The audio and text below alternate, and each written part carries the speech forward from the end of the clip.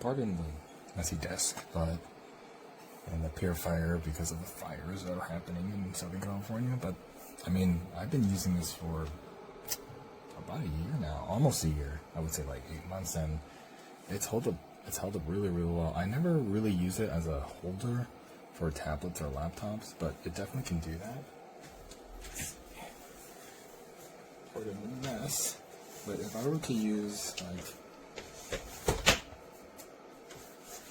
a large tablet like my Samsung Tab, it does fit well in here, despite it being really close to the edge. I mean, it's a very sturdy base that this thing clicks into place very well. And these latches help it from sliding because like I have mine up.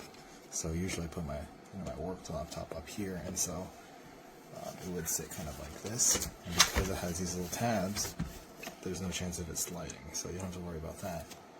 And the plasticky rubbery grips work pretty well, with plenty of connection in the back.